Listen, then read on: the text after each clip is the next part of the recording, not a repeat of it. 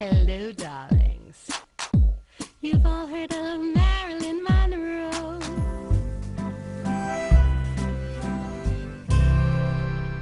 Welcome back, darlings. I'm TV host, entertainment journalist Cognac Wellerlane, and welcome back to Cognac's Corner.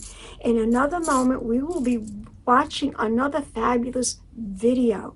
But first, don't forget to subscribe to my channel and always press the notification button to let you know when I will be publishing a new video.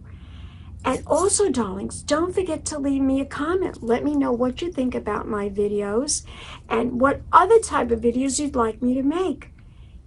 Let's get to the video. Pink champagne kisses. Welcome back, darlings. I'm TV host, entertainment journalist Cognac Wellerlane, and I am here with filmmaker and actor Mr. Solomon Chertok. And we're going to talk all about fabulous things that are going on with him in film, in acting, and projects that he's working on. So welcome, Solomon. Welcome to Cognac's Corner. I'm so happy to see you again. We haven't seen each other in such a long time. The last time we saw each other was at the International Emmy Awards, which was in November, but we're not quite sure if we're going to be seeing each other again at the International Emmy Awards because of, what's going on with the strike. So welcome to the show. It's an honor and a pleasure, and this is not Zoom. I actually beamed over here, right here, to be with you live. Right on the leopard couch. Exactly. In my home. This is the only room that's semi-pink. The other rooms are all pink, but this room is my leopard room. I have leopard fur, and we're sitting on the leopard fainting couch right now doing this fabulous interview. So, Solomon, tell my audience, you got something right here that's very interesting.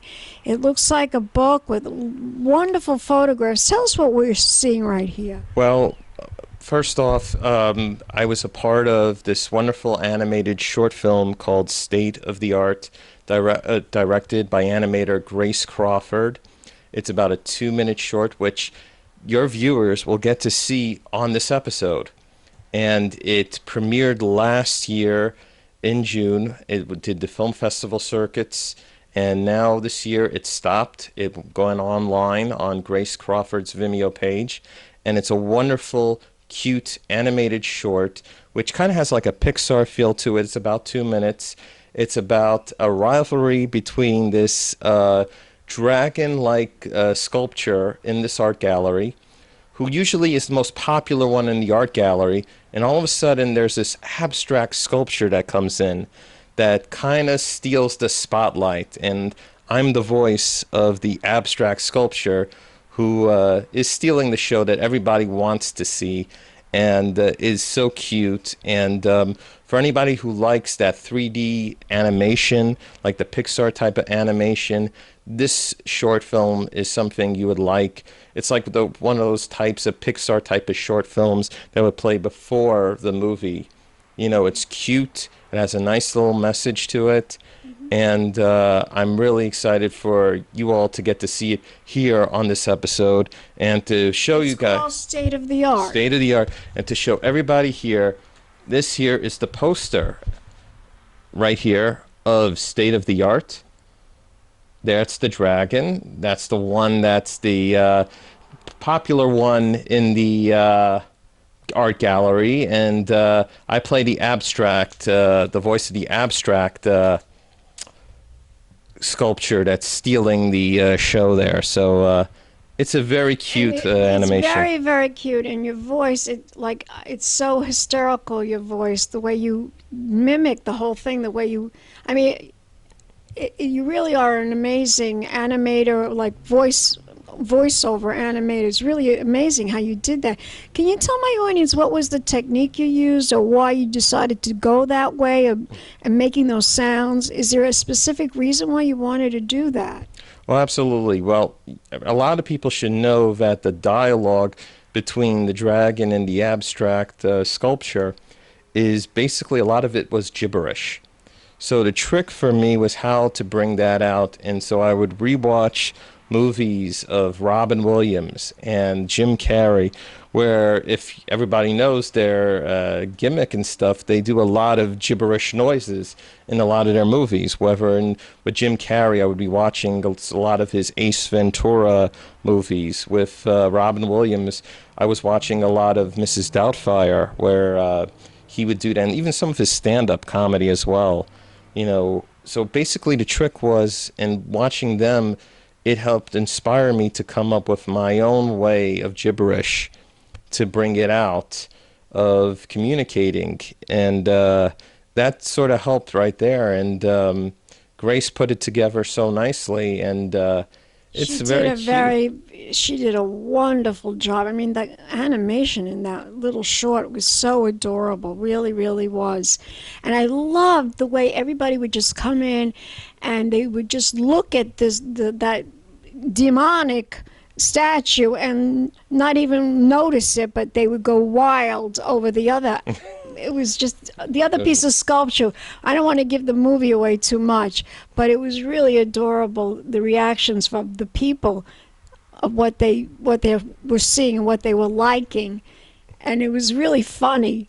And the expressions on that demonic horse, that's a horse, it's a right? Dragon. It's a dragon. Excuse me. It's got the wings there. Yes. I mean, but to me, it's so cute, and I would not be shocked if somewhere down the road, if Grace, the animator, if she ends up working for Pixar Animation, because Disney too, right? Well, Disney owns Pixar. Oh, that's right. So I would not be shocked if she ends up working there down the road, because she's an animator to look forward to, and it did the film festival circuit. Now it's online, and you guys will get to see it on this episode, which I'm so excited for you all to see it and like it. And it's just a very cute, animated, something to watch with the whole family. Everybody could like it. So how long did it take Grace to put this together? Do you know? I think it was a couple of months, because I remember recording my lines in January of that year, and then it took maybe a couple of months for it to be together. My guess, maybe 4 or 5 months. Mm-hmm. But she put it together so nicely, and it's, people that have seen it have loved it, and the positive feedback. I loved it. Positive feedback it's been getting. It's wonderful. It's something for the whole family to watch and like. How long is it? How long is it? 2 minutes. That's it? That's all it was? I thought it was longer than that. That's the thing. It has that feel like it's a longer thing.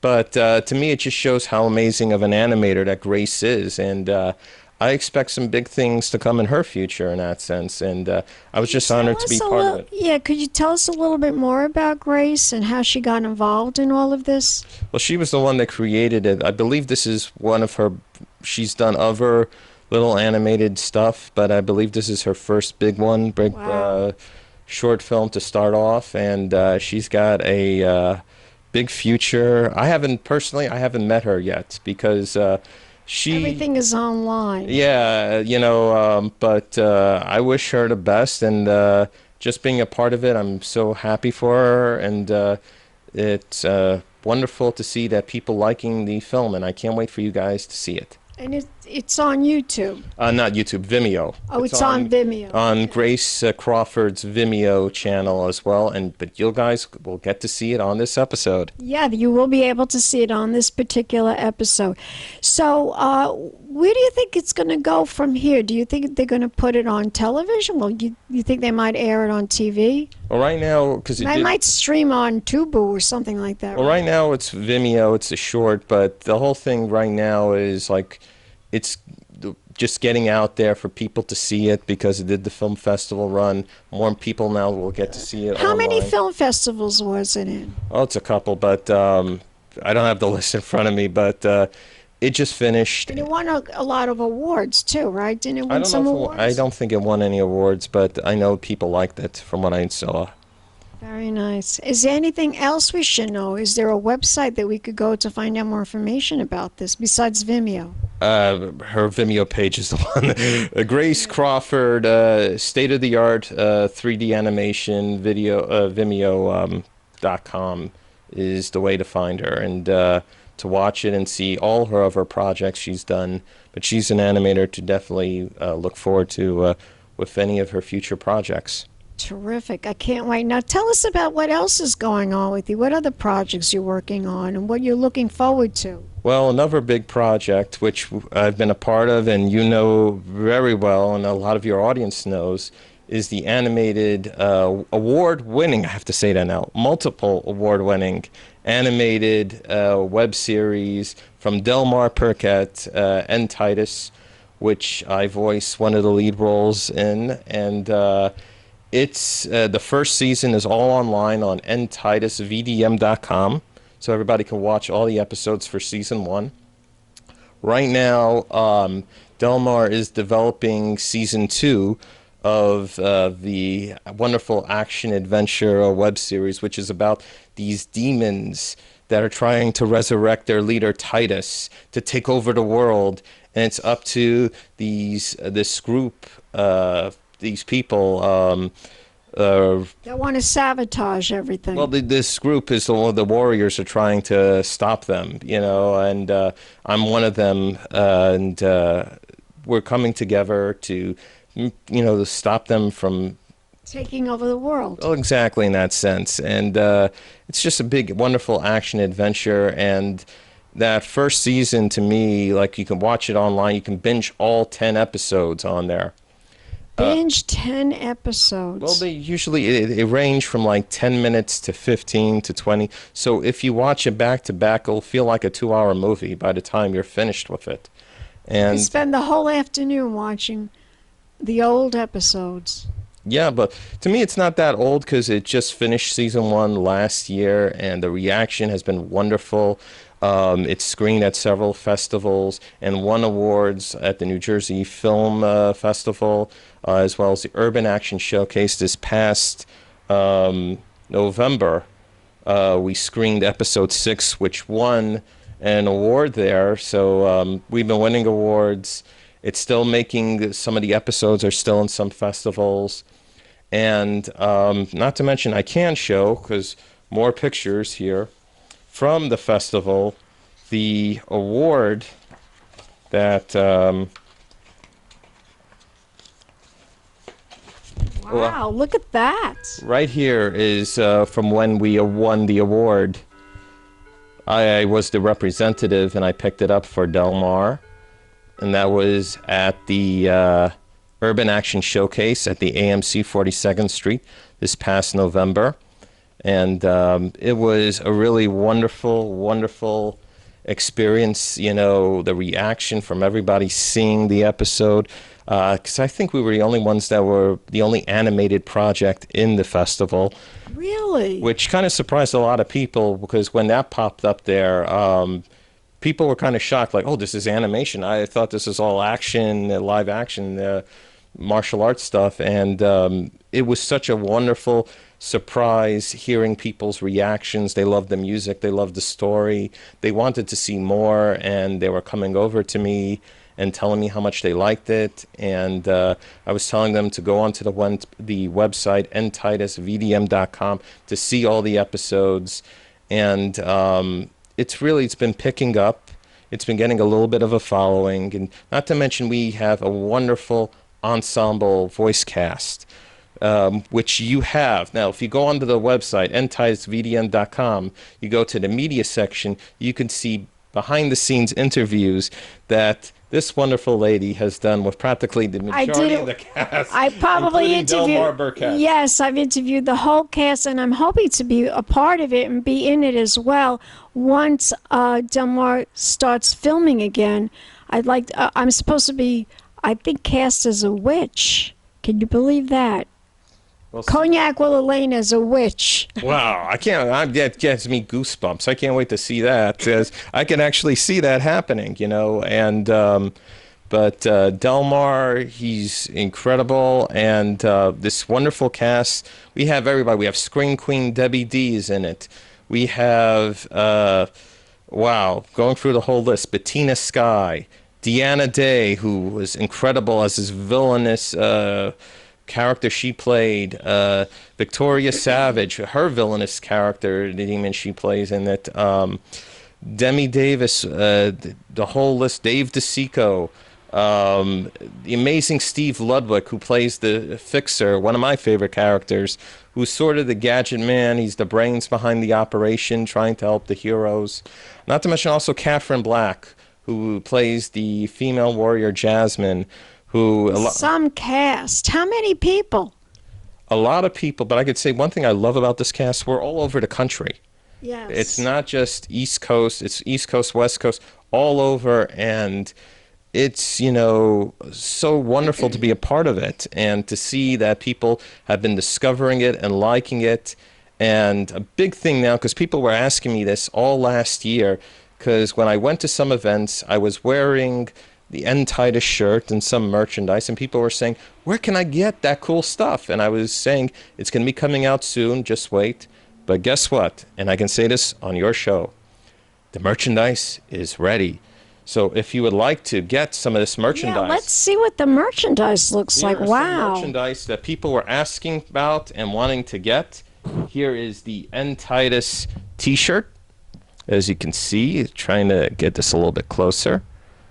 There's the t-shirt. There's also the baseball cap, coffee mugs, and also here, there are the Titus. Here, I'll try to make this a little bit closer, if people can see.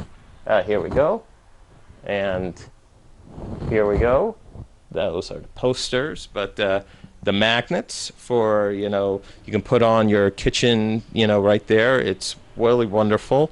Coffee mugs, baseball hats, and a lot more cool stuff that people have been asking for a year ago, and now it's ready. Go to ntitusvdm.com. You will see the link there for all the merchandise. Go wild. People have been asking for it, to want to see it. You want to get the shirts, the caps, everything. ntitusvdm.com. Delmar heard you. Well, the one thing I want, which obviously has to come later, the action figures. Those are not ready yet. I want to see action figures. You hear me, Delmar?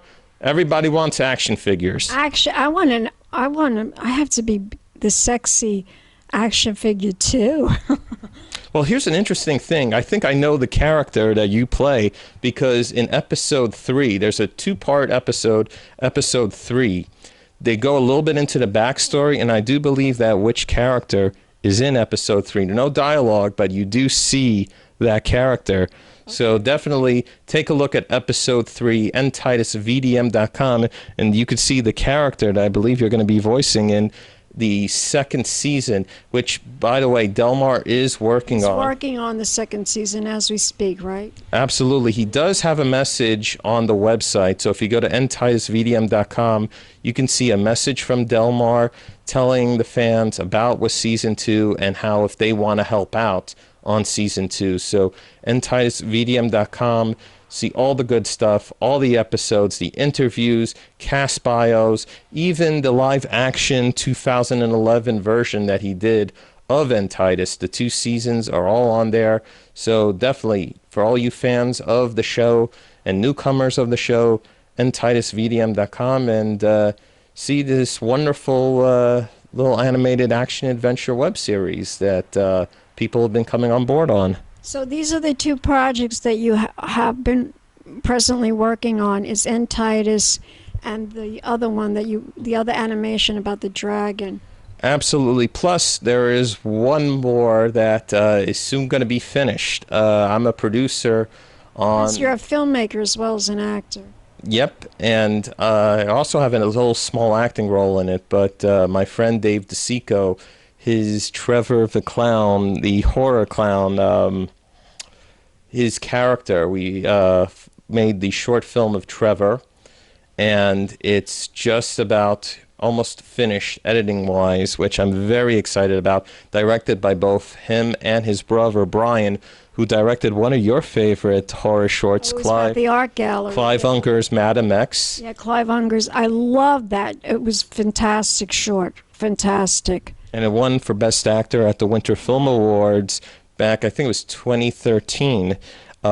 People love that. They said that reminds them of sort of like a Twilight Zone type of episode. Yes, absolutely. And it was very, very stylized, which, you know, I like. I like anything that's very stylized.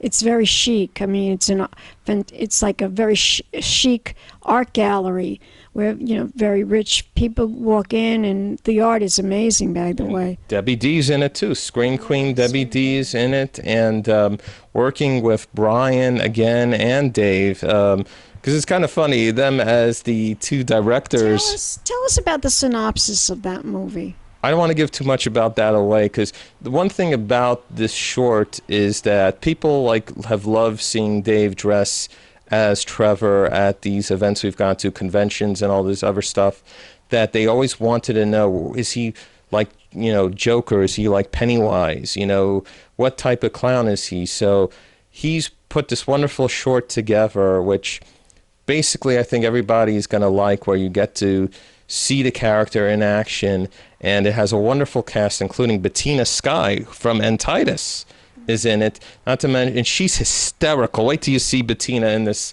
She's the comic relief in this film. And not to mention another good actor friend of mine, Todd Staruch, who's great in it as well. We have a great cast. And Brian and Dave, they really did a good job putting this together. Dave, to me, I feel is more the actor-director, and Brian is more the visual director.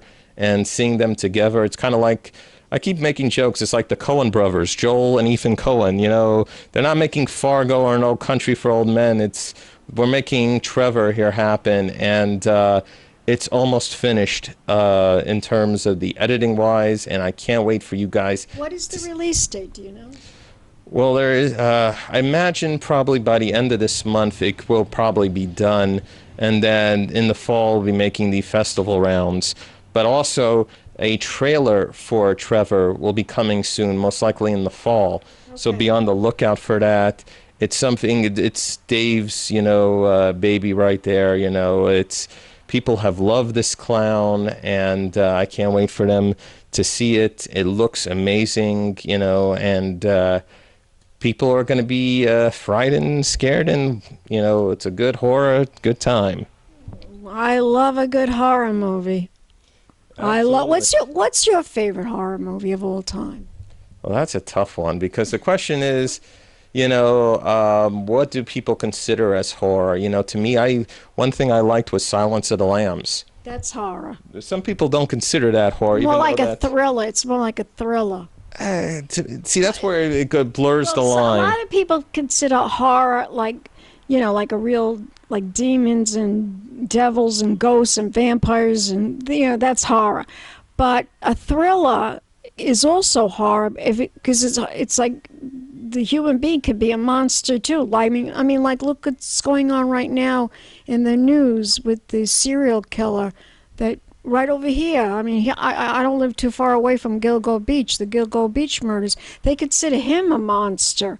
So even in real life, we have monsters. They might not look evil. They might not look like the devil, but they are. So they consider that horror. But I used to love to go see Dracula movies. I love Dracula. I thought vampires were sexy. You know, they bite you on the neck. I thought that was kind of sexy. I don't like zombie movies. I can't stand zombie movies. Although I did like the original zombie movie. What was it? The Dead, the original one. George Romero, Night of the Living Dead. Yes, Night of the Living Dead. That I liked, but the other ones I just can't stand. I want to give them a bath. They're so dirty. Well, I think like Walking Dead, the AMC TV show, has blown the whole thing up right there. I can't take all these ugly-looking, gross people. You know, I mean, I'm a glamour girl, so that's why I like vampire movies. I think they're more chic. Well, I like vampire movies. One of my favorite vampire movies is Lost Boys. Okay. You know, with Corey Haim, Corey Feldman, Kiefer Sutherland. And that, to me, was like, that's a vampire movie. I also loved Interview with the Vampire. Yeah, I love that too. And, I love that movie too. I'll never forget Brad Pitt. Yeah, I'll never forget the controversy when the Cruise was, you know, cast in that role, and Anne Rice wasn't liking it, and then all of a sudden, when she saw the movie, she wrote a whole statement saying she was wrong. He was great in the role as Lestat. Yeah, sometimes the writers and producers and directors, they're wrong. They don't always think. They always think the person that wants to be in the movie. Sometimes it's not a right fit, but then they're surprised. That happened even with Jackie Gleason. Do you know the TV show The Honeymooners? Oh, absolutely. Jay Meadows. Oh, absolutely. Did you hear that story about Jay Meadows? Which one? Okay, Jay Meadows wanted to be cast on the TV show The Honeymooners, so she went for the audition. Back then, people used to go in person. Now everything's online. But she went in person. She dolled herself up. She really was a beautiful woman, Jane Meadows. And she went for the audition. And Jackie Gleason didn't want her for the part because he thought that she was just too pretty, too beautiful. So she was really pissed off. She was really mad. So the next day she came back. She didn't fix her hair. She didn't put lipstick on. She made herself look like a housewife, kind of frumpy, kind of dumpy. She auditioned for the part, and Jackie Gleason says, "You got it." She goes, "You're kidding." And he goes, "Yeah, you're perfect." And he said, "Well, I came the other day, and you didn't like me." He goes, "I did? Well, I don't know what I was thinking, but you're perfect for the part." So you see how people change their mind? Oh, I hear you. And by the way, because you mentioned The Honeymooners, if you go to Rise, New York, which is in Times Square, it's a wonderful attraction. They have a ride at the end there, but they have it because it's a love letter to New York, but they do have the Honeymooner set there, and I was on there, and that was one of the highlights. One of my favorite TV shows of all time, The Honeymooners. So, Solomon, is there anything else we need to know before we close this interview? Mm-hmm. Well, one big thing is because this year we had Indiana Jones come out, as well as The Flash, where it brought back Michael Keaton. Two fan films that I was a part of have been getting resurfacing this past year because of those two films, and that was the Little Adventures of Indiana Jones and the Secret of the Magic Scrolls, and The Amazing Adventures of Little Batman, which I was both involved with, from the late Jordan Wachtel, who we all miss you, Jordan, but his legacy still goes on, that people have been discovering these fan films, and with the new movies coming out, Indiana Jones and Mission Impossible, yeah. With the new ones that just came out, everybody's been, rediscovering Little Indiana Jones, as well as Little Batman, and Little Batman. Having been a part of it. And if anybody wants to see them, they're on Vimeo, both of them, and they're wonderful family fan films. They're love letters to both. For Batman, it's the homage to the Adam West TV show. For Indiana Jones, it's an homage to the wonderful films that Spielberg made, and all starring kids in it. Not to mention, Little Indiana Jones has one of my favorite actors I've worked with, the scene stealer villain, Kevin Kolak, who plays Jacques Belloc in the film, and he's so great. And I'll never forget, a couple of years ago at Eternal Con, the film did screen on the IMAX.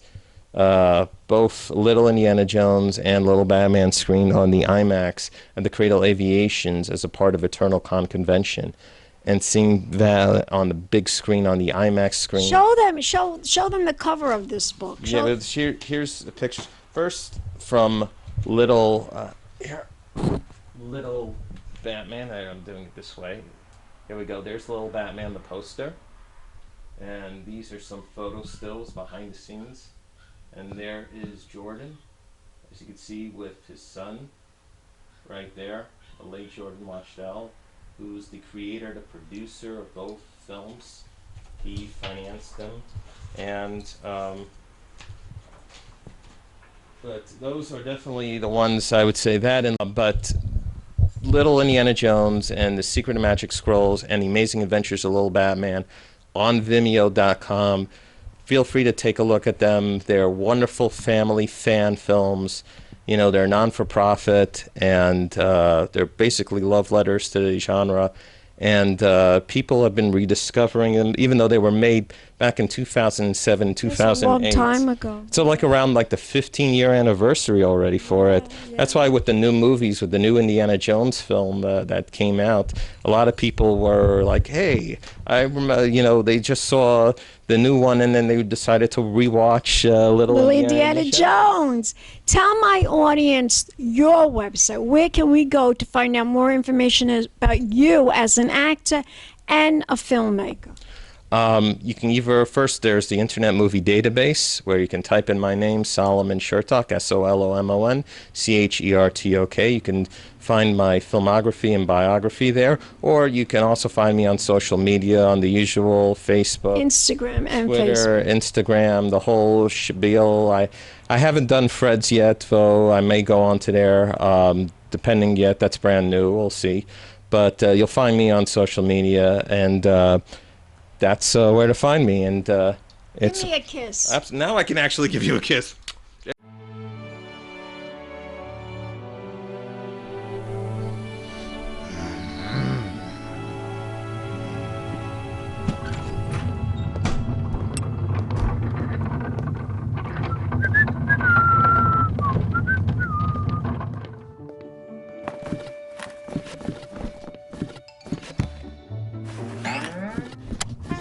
Good.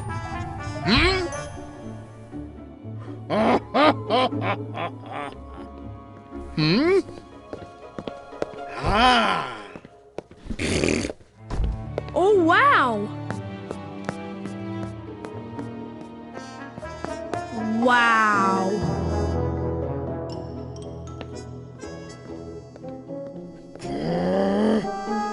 Whoa! He. Gabba dabba dee.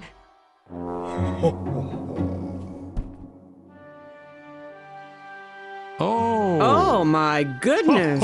Isn't that special? Oh.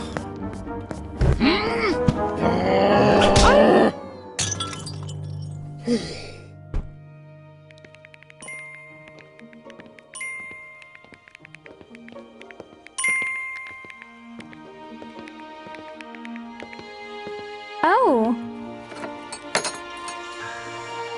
Oh, wow. That's wicked.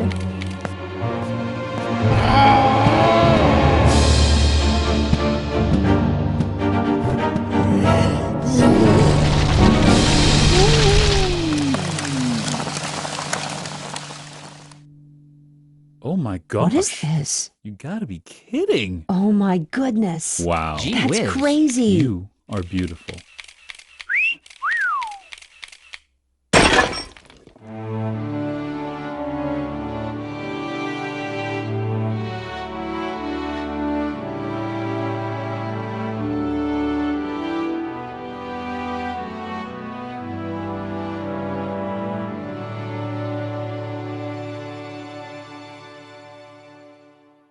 We'll be back, darlings, with more interviews coming up right here at Cognac's Corner Magazine. Keep watching, darlings. Pink champagne kisses. Hello, darlings.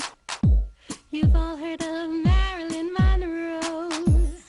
Some of you know Bridget Bardot. Well, now it's time for the Cognac show. I said Cognac, ooh, ooh. I said Cognac, ooh, ooh, ooh. I'm a bubbly blonde, fabulously dressed to impress. One of a kind girl. I was brought into this world wrapped up in pearls. I love to mingle, though my husband reminds me I'm not single. I meet and greet both the famous and the elite. I ride in limousines, drinking the finest champagne, wearing furs, dazzling diamond jewelry. A girl can't complain. I live upscale life, dining in the finest restaurants, eating the best caviar for free. And no matter how much I enjoy cognac, ooh, ooh. I said cognac, ooh, ooh, ooh. It's been a Crybaby Productions, darlings.